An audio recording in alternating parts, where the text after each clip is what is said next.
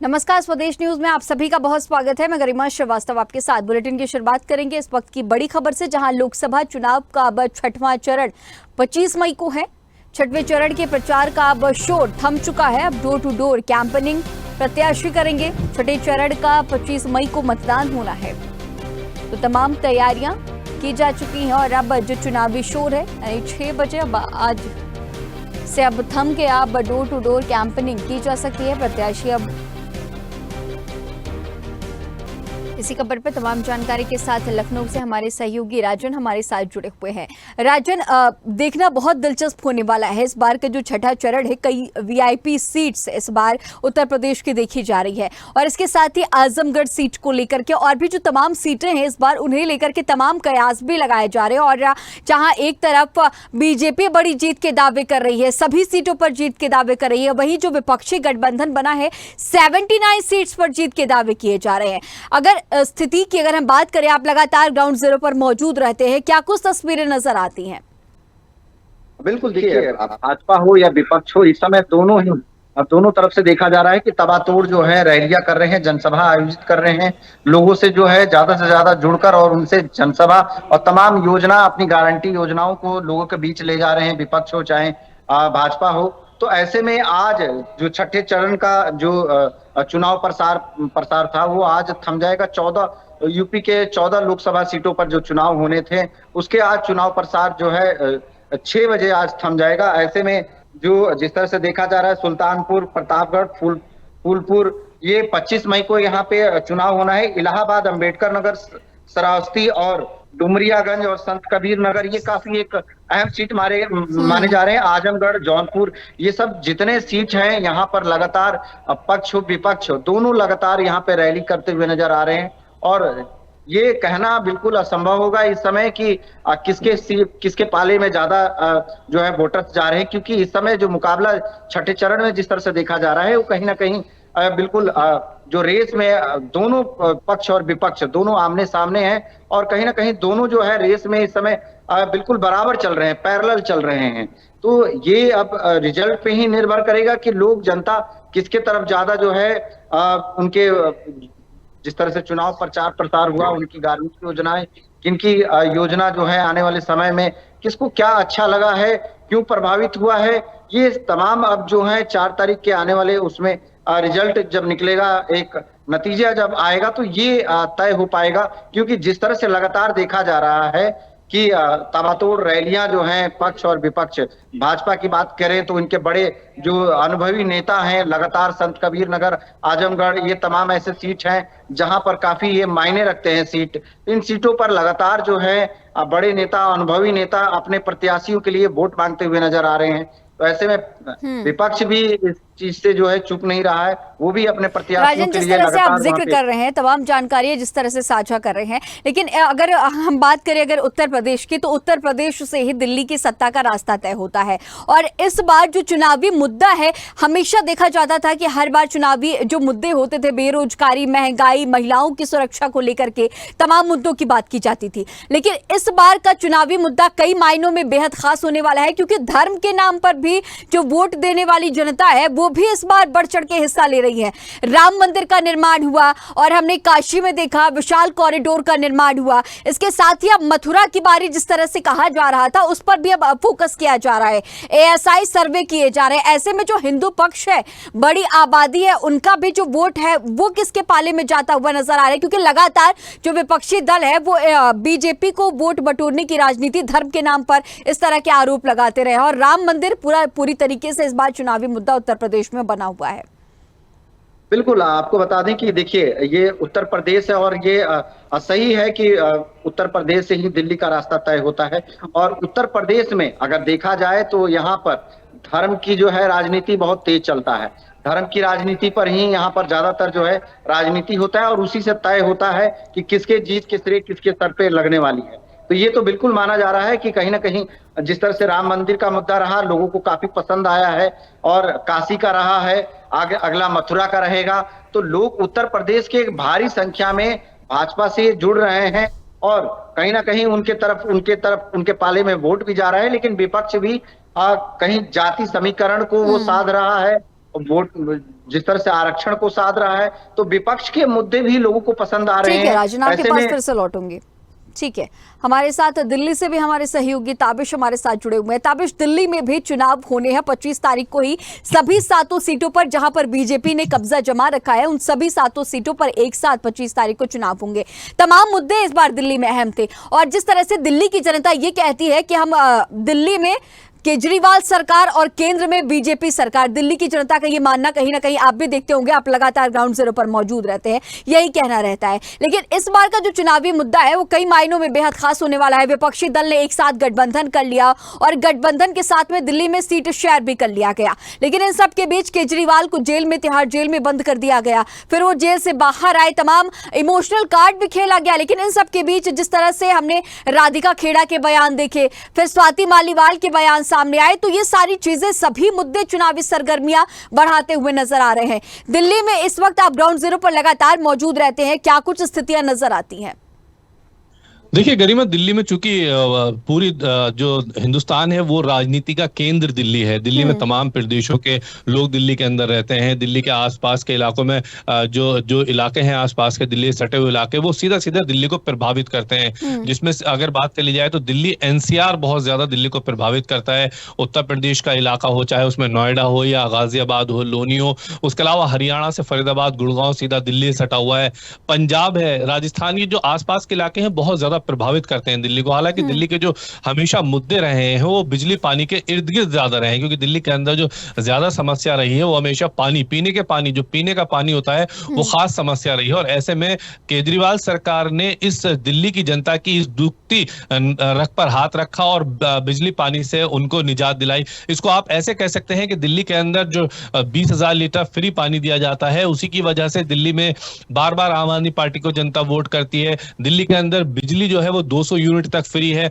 महिलाएं बसों में फ्री सफर करती हैं, वाईफाई कई जगह लगाए गए हैं दिल्ली के अंदर, और सरकार ये दावा करती है कि शिक्षा और स्वास्थ्य में कई बड़े बदलाव सरकार की तरफ से किए गए हैं। और इसी वजह से लगातार 3 बार से दिल्ली के अंदर आम आदमी पार्टी की सरकार दिल्ली की जनता चुन रही है। 3 टर्म से हम लगातार देख रहे हैं कि दिल्ली में मुख्यमंत्री अरविंद केजरीवाल ही लगातार 3 बार से मुख्यमंत्री बन रहे हैं। वहीं दूसरी तरफ इस बार मेयर का इलेक्शन हुआ, तो जो 15 साल से बीजेपी मेयर अपना बना रही थी, वहां इस बार आम आदमी पार्टी को दिल्ली की जनता ने मौका दिया। और ऐसे में दिल्ली के मुख्यमंत्री चूंकि जेल में बंद थे, और जब वो जेल से बाहर निकले तो उन्होंने लोगों से यही कहा कि जिस तरह से आपने 3 बार मुझ पर विधानसभा चुनाव में भरोसा जताया, दिल्ली के नगर निगम में आपने मुझ पर भरोसा जताया, ऐसे ही दिल्ली में लोकसभा में एक बार हमारे सांसदों को संसद भेज करके देखिए, पार्लियामेंट भेज कर देखिए, हम दिल्ली के वो तमाम जो मुद्दे हैं उन पर हम फिर मुक्ता से उनको वहां उठाएंगे। देखिए दिल्ली का जो मेन मुद्दा रहा है वो हमेशा से पूर्ण राज्य की मांग रहा है। दिल्ली की जनता चाहती है कि दिल्ली में जो केंद्र शासित प्रदेश दिल्ली है उसको पूर्ण राज्य का दर्जा मिल जाना चाहिए। तमाम पॉलिटिकल पार्टी के मैनिफेस्टो में हर बार यह मुद्दा रहता है। आम आदमी पार्टी, कांग्रेस, बीजेपी या तमाम जो पॉलिटिकल पार्टी चुनाव लड़ती है वो हमेशा ये कहती है कि अगर सत्ता में इस बार आएंगे तो दिल्ली को पूर्ण राज्य का दर्जा मिलेंगे, केंद्र शासित प्रदेश हटा करके दिया जाएगा। ऐसे में हर बार ये वादा किया जाता है, लेकिन ये वादा आज तक पूरा नहीं हुआ है। वहीं दूसरी तरफ मुख्य मुद्दों की अगर दिल्ली में बात कर ली जाए तो ट्रैफिक जाम की समस्या बहुत ज्यादा दिल्ली में रहती है। उससे निजात दिलाने के लिए दिल्ली की जो भी सरकार बनती है हमेशा वो वादे और दावे करती है कि ट्रैफिक जाम से निजात दिलाई जाएगी। दूसरी तरफ दिल्ली में स्कूल एजुकेशन सिस्टम को सुधारने को लेकर के हमेशा तमाम सरकारें दावा करती रहती हैं, क्योंकि दिल्ली के अंदर नर्सरी क्लास में ही एडमिशन कराना बहुत बड़ी चुनौती होता है। ऐसे में शिक्षा का स्तर सुधारने के लिए कई बड़े दावे किए जाते हैं। लेकिन इस बार के चुनाव में हमने देखा कि इस बार के चुनाव में जो मुद्दे रहे वो राम मंदिर का मुद्दा रहा, महाकाल कॉरिडोर का मुद्दा रहा, स्वाति मालीवाल का मुद्दा। हालांकि आखिर के 3 से 4 दिनों में ज्यादा यह मुद्दा गर्माता रहा, लेकिन यह मुद्दा भी कहीं ना कहीं इस बार देखने को मिला। दिल्ली में उत्तर प्रदेश के मुख्यमंत्री योगी आदित्यनाथ चुनावी रैली करते हैं और वो बुलडोजर का जिक्र करते हैं कि दिल्ली को बुलडोजर की जरूरत है, उस जैसी सरकार की जरूरत है। हेमंत बिस्वा शर्मा आसाम के मुख्यमंत्री दिल्ली के अंदर चुनावी रैली को संबोधित करते हैं और यहां पर मुस्लिम घुसपैठियों का शब्दों का इस्तेमाल करते हैं, क्योंकि ध्रुवीकरण करना बहुत आसान है दिल्ली के अंदर, इसलिए वो कोशिश करते हैं कि इसको ध्रुवीकरण किया जाए। तो इस तरह से हमने देखा कि दिल्ली से बाहर के जो नेता दिल्ली में आए उन्होंने अपने हिसाब से चुनावी गोटियां बिछाने की कोशिश की है, लेकिन वो गोटियां कितनी सफल होंगी ये तो अब दिल्ली की जनता 4 जून को जब नतीजे आएंगे जब पता चलेगा। लेकिन ये कहा जा सकता है कि इंडिया गठबंधन और एनडीए में कांटे की टक्कर है। आम आदमी पार्टी और कांग्रेस प्लस बीजेपी, ये सब जो आपस में चुनाव लड़ रही हैं, इनमें कांटे की टक्कर देखने को मिल रही है। ठीक है ताबिश, और गरिमा खास तौर से चूंकि दिल्ली का चुनाव इसलिए इस बार महत्वपूर्ण है कि यहाँ पर कन्हैया कुमार जेएनयू के छात्र संघ के अध्यक्ष रहे हैं और खुद इस बार मनोज तिवारी के सामने चुनाव लड़ रहे हैं कि मनोज तिवारी 10 साल से लगातार दिल्ली में सांसद हैं, दिल्ली बीजेपी के प्रदेश अध्यक्ष रहे हैं, उनको चुनौती कन्हैया कुमार दे रहे हैं। दोनों ही पूर्वांचल के बड़े नेता माने जाते हैं। ऐसे में ये जो चुनाव है ये बहुत ज्यादा दिलचस्प उस सीट पर देखने के मिल रहा है। उसके अलावा बांसुरी स्वराज है, केंद्रीय मंत्री स्वर्गीय सुषमा स्वराज की बेटी है, नई दिल्ली लोकसभा से चुनाव लड़ रही है। और नई दिल्ली जो एरिया है वो पूरा एनडीएमसी एरिया है, यानी जहां पर राष्ट्रपति का घर है, प्रधानमंत्री का घर है, या बड़े नेताओं के घर है, या बड़े पार्लियामेंट एरिया है। तमाम जो एरिया है नई दिल्ली लोकसभा के अंतर्गत आता है। तो ऐसे में बांसुरी स्वराज वहां पर चुनाव लड़ रही है। इससे पहले केंद्रीय मंत्री मीनाक्षी लेखी वहां से लगातार 2 बार चुनाव जीतती रही है। दिल्ली में 7 सीटों पर बीजेपी का कब्जा रहा है। अब ऐसे में आम आदमी और कांग्रेस गठबंधन की कोशिश होगी कि इस बार इस कब्जे को खत्म किया जाए और कुछ सीटें अपने पाले में की जाए। हालांकि जो आपके पास फिर से लौटूंगी, बिहार से भी हमारे ब्यूरो चीफ धर्मेंद्र कुमार भी हमारे साथ जुड़े हुए हैं। धर्मेंद्र जी, 8 सीटों पर इस बार मतदान होने हैं, कुल 86 प्रत्याशी अपनी किस्मत आजमा रहे हैं और इसी दिन 25 तारीख को तय हो जाएगा इन सभी प्रत्याशियों की किस्मत ईवीएम में कैद हो जाएगी। लेकिन इसके पहले जो तमाम सीटें हैं, बहुत ही दिलचस्प मुकाबला हो गया है। पश्चिमी चंपारण की अगर हम बात करें, इसके साथ ही और भी कई ऐसे लोकसभा जो सीटें हैं उन पर मुकाबला दिलचस्प देखने को मिल रहा है। पिछली बार की चुनाव की तुलना में इस बार का चुनाव काफी मायनों में अलग ही माना जा रहा है, क्योंकि बिहार की जो राजनीति है उसके किस्से अक्सर कर बदलते हुए नजर आते हैं और आप लगातार ग्राउंड जीरो पर मौजूद भी रहते हैं, तमाम जानकारियां भी शेयर करते हैं। और ऐसे में मुख्यमंत्री ने भी अपनी पार्टी बदल ली, पहले वो आरजेडी के साथ थे, फिर वो वापस से बीजेपी के पास में पहुंच गए और ऐसे में जनता में कंफ्यूजन भी साफ तौर पर देखा जा सकता है। क्या कुछ ग्राउंड जीरो पर तस्वीरें नजर आती हैं? सही बात आपने कही। जिस तरह से ये चुनाव का जो दौर चला, ये 6 चरण में जिस परिस्थिति ने टर्न मारा, यहाँ तक कि आ गई कि लोकतंत्र और आरक्षण, ये मुद्दा फिलहाल बिहार में काफी आगे चल रहा है। विपक्ष और पक्ष का कहना है कि मैं आरक्षण खत्म होने नहीं दूंगा और विपक्ष का कहना है कि आरक्षण खत्म करेंगे। तो ये जो 6ठा चरण में जो चल रहा है हवा, इस पर दोनों एक दूसरे पर बयानबाजी कर रहे हैं। सबसे बड़ी बात है मुद्दा जो होना चाहिए विकास का, लेकिन वो गौन हो गया है, वो आरक्षण का मुद्दा आगे बढ़ गया तत्काल। और सबसे बड़ी बात है कि बिहार में 8 संसदीय क्षेत्र में चुनाव होगा, जिसमें कि 1,49,32,000 मतदाता अपने अपने मताधिकार का प्रयोग करेंगे।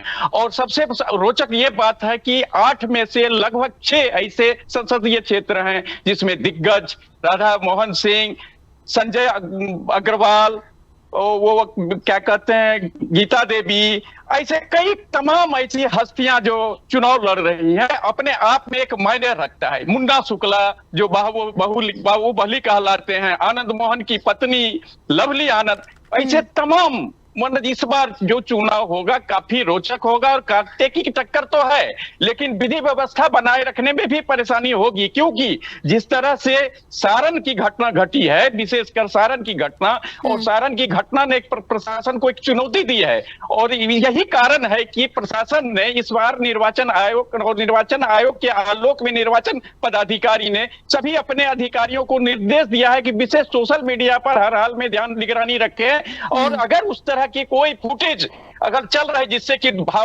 कि कुछ भावना भड़क जाए, किसी की भावना को ठेस पहुंची और जिस कारण से कोई बड़ी घटना घट जाए, तो इन चीजों को अभी जो सबसे बड़ी बात है कि इस पर सोशल मीडिया पर विशेष ध्यान दिया जा रहा है, क्योंकि सारण में एक फुटेज एक वीडियो वायरल होने के कारण आज इतनी बड़ी घटना घटी है कि एक की मौत हो गई है और आज स्थिति वहां काफी तनावपूर्ण है। फिर भी पुलिस का कहना है कि नियंत्रण में है।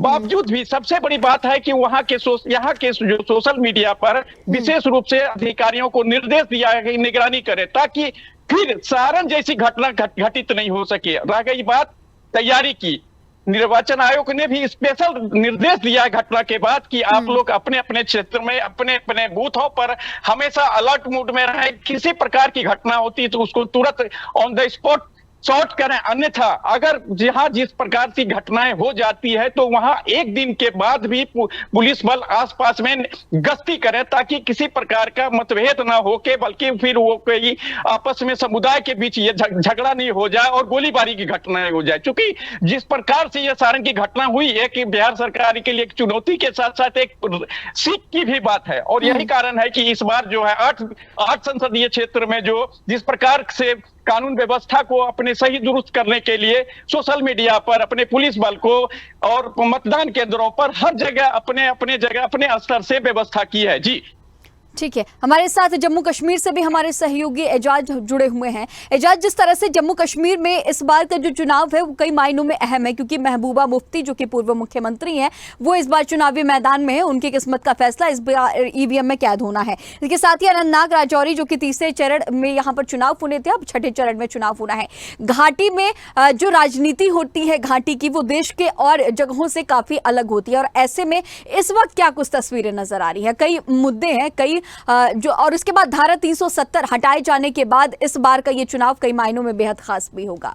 जी, मैं आपको ये बता दूं कि छठे मरहले की चुनाव 26 तारीख को यहाँ पे होने वाली है और अनंतनाग राजौरी लोकसभा सीट पे। मैं आपको ये भी बता दूं कि इसमें बड़े बड़े दिग्गज लीडरों ने हिस्सा लिया है। इसमें नेशनल कॉन्फ्रेंस के मियां अल्ताफ भी और पीडीपी के मुख्यमंत्री महबूबा मुफ्ती जी भी खुद लड़ रहे हैं, और अपनी पार्टी के जफर इकबाल मनहज भी इसमें चुनाव में लड़ रहे हैं। मैं आपको ये भी बता दूं कि आज मतलब पिछले 10 दिन से वहां पे कैंपेनिंग चल रही है। आज भी बहुत सारे लोगों ने पीडीपी और एनसी की रैली में हिस्सा लिए हैं। मैं आपको ये भी बता दूं कि धारा 370 हटने के बाद मुझे लग रहा है कि कश्मीर में शांति आई है।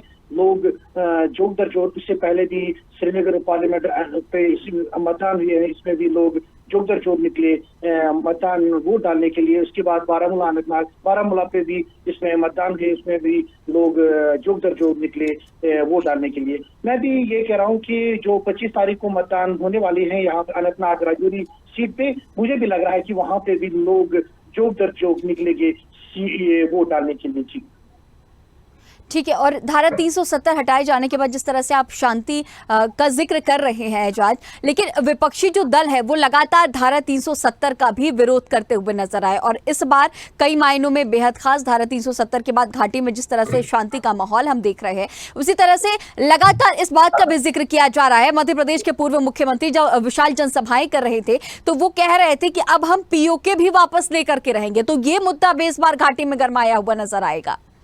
जी, मैं आपको ये भी बता दूं कि धारा 370 हटने के बाद कश्मीर में शांति का माहौल चल रहा है, मगर कुछ दिन पहले जो शोपियान में मिलिटेंटों ने एक सरपंच पर अटैक किया है वो मारा गया है। उसके बाद पहलगाम जो अनंतनाग के पास ही आते हैं पहलगाम, उसमें भी 2 टूरिस्टों पे हमला किया है, वो दोनों जख्मी हो गए हैं, वो कपुल हैं। मैं आपको ये भी बता दूं कि पूरा शांति है कश्मीर में, लोग मतदान के लिए जोक दर जोक दिए।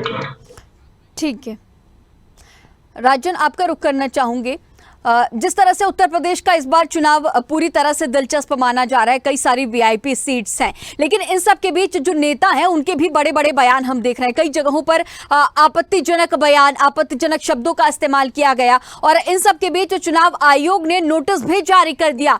दोनों ही पार्टी के राष्ट्रीय अध्यक्षों को, मल्लिकार्जुन खड़गे को, जेपी नड्डा को नोटिस जारी कर दिया गया, प्रधानमंत्री नरेंद्र मोदी के स्टेटमेंट को लेकर के, राहुल गांधी के स्टेटमेंट को लेकर के, और इन सब के बीच महिलाओं का भी मुद्दा, क्योंकि उत्तर प्रदेश में महिलाएं बड़ी संख्या में है और चुनाव में महिलाएं तय करती हैं कि उनका सांसद कौन होगा।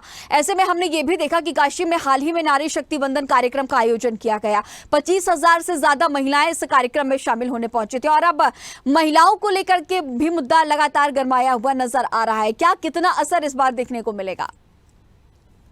बिल्कुल, देखिए पक्ष और विपक्ष में लगातार जो एक दूसरे पे कौन है वो लगातार जारी है, और इस पे कार्रवाई भी होते हुए दिखाई दे रहा है। अभी जिस तरह से कुछ 2 दिन पहले नरेंद्र मोदी पहुंचे थे काशी, और वहां पे 25,000 महिलाओं को एक तरह से जो है वहां पे उनसे बातचीत किया, और कहीं ना कहीं एक वोट अपना साधने का जो महिला वोट को जो है साधने की यहाँ से पूरी कोशिश रही। अब इसको देखते हुए विपक्ष डिंपल यादव और प्रियंका वहां पे प्रियंका गांधी पहुंच रही हैं, तो कहीं ना कहीं जिस तरह से भाजपा वहां पे जाके महिलाओं के प्रति जो है वोट बैंक इकट्ठा करने की कोशिश की है। अब यहाँ पर विपक्ष की तरफ से इंडिया गठबंधन से प्रियंका गांधी और यहाँ डिंपल यादव पहुंच रही हैं। तो जिस तरह से देखा जा रहा है पक्ष और विपक्ष में एकदम आमने सामने का इस समय मुकाबला चल रहा है। समय की कमी है, आपके पास फिर से लौटूंगी। चंडीगढ़ से हमारे ब्यूरो हेड पंकिल भी हमारे साथ जुड़े हुए हैं। पंकिल, हरियाणा में चुनाव होने हैं और कई मायनों में बेहद खास हरियाणा का भी चुनाव, क्योंकि इस बार चुनावी मैदान में हरियाणा के जो कि पूर्व मुख्यमंत्री रहे हैं मनोहर लाल खट्टर, जिन्होंने लंबी जिम्मेदारी हरियाणा में संभाली है और सत्ता की कुर्सी इनके पास में थी। ऐसे में अब उनका विधानसभा चुनाव के पहले ही मुख्यमंत्री पद से वो हटा दिए गए और इसके साथ ही जो विपक्षी दल है वो ये कह रहे थे कि इन नेताओं की राजनीति खत्म करने की कोशिश बीजेपी कर रही है। और ऐसे में मनोहर लाल खट्टर चुनावी मैदान में है, क्या कुछ तस्वीर है? देखिए, जैसा कि आप सभी जानते हैं कि चुनावों से ठीक पहले एक बड़ा बदलाव हरियाणा की राजनीति के अंदर देखने को मिला है। बीजेपी एक ऐसी पार्टी है जो कि एनालिटिकल यानी कि पूरा एनालाइज कर चुनाव को लड़ना पसंद करती है और कहीं ना कहीं ये चीज सामने नजर आ रही थी कि मनोहर लाल का ग्राफ जो है कहीं ना कहीं विधानसभा के लिए नहीं नजर आ रहा था भाजपा को। इसी के चलते उन्होंने अब लोकसभा चुनावों के अंदर एक मजबूत कैंडिडेट के नाते, क्योंकि करनाल लोकसभा का जो वोट है वो पंजाबी बिरादरी का वोट है, ये माना जाता है कि वहां से पंजाबी ही हर बार अपनी जीत हासिल करता है। तो कहीं ना कहीं एक बड़ी बात है कि मनोहर लाल जो कि पूर्व सीएम है और अब लोकसभा प्रत्याशी हैं करनाल से, कहीं ना कहीं ये बड़ा सवाल होगा कि किस तरीके से चुनावी नतीजे होने वाले हैं। ठीक है पंकज, आप सभी का हमारे साथ जुड़े रहने के लिए बहुत शुक्रिया। तो अब प्रत्याशी डोर टू डोर कैंपेनिंग करेंगे। छठे चरण का 25 मई को मतदान होना है, तो तमाम तैयारियां की जा चुकी हैं और अब आज चुनावी शोर भी शाम 6 बजे थम गया और 25 मई को इन सभी प्रत्याशियों की किस्मत ईवीएम में कैद हो जाएगी। हमारे इस खास बुलेटिन में फिलहाल इतना ही। खबरों का सिलसिला लगातार जारी रहेगा। बने रहिए स्वदेश न्यूज के साथ, सबसे पहले देश।